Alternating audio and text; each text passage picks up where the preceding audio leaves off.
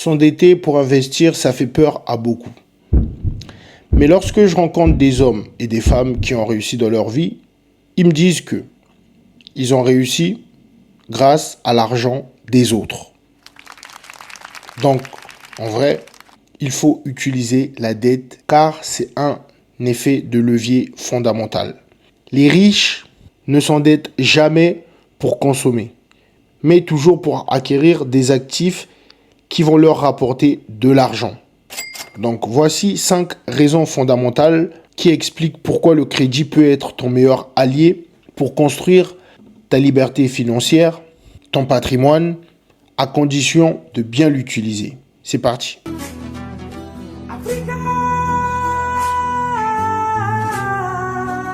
Après, je vois déjà dans les commentaires, les gens vont dire que oui, moi, par rapport à la religion, je peux pas.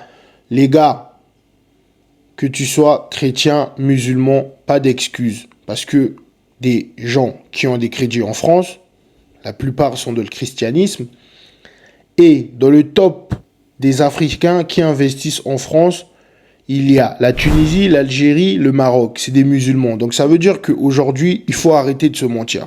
Tout le monde peut s'endetter.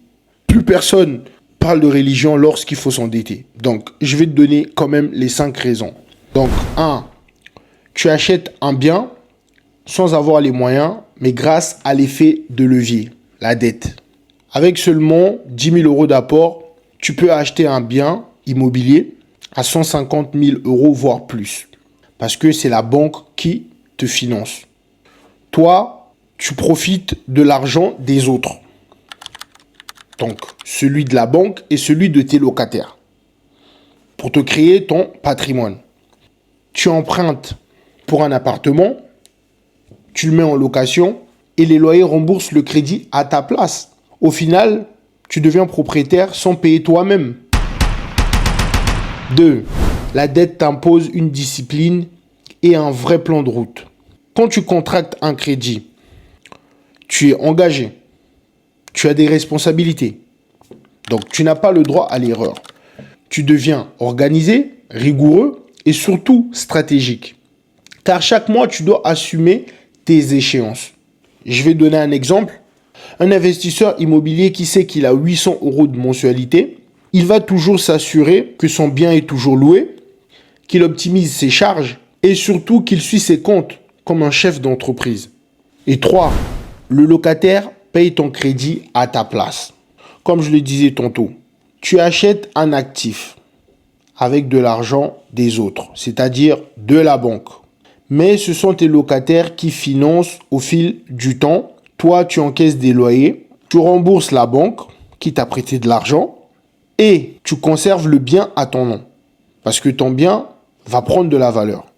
Je vais te donner encore un exemple. Tu achètes un immeuble à crédit. Tous les mois, les loyers vont couvrir ton crédit et tes charges.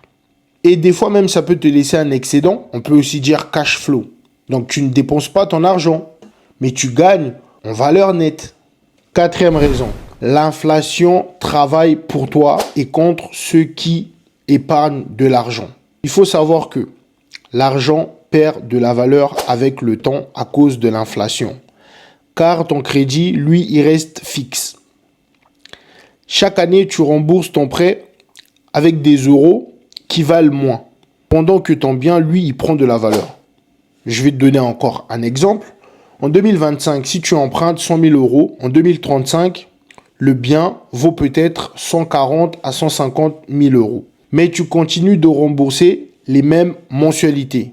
Donc, tu as gagné sur les 2 tableaux. Bref, 5e raison pour finir.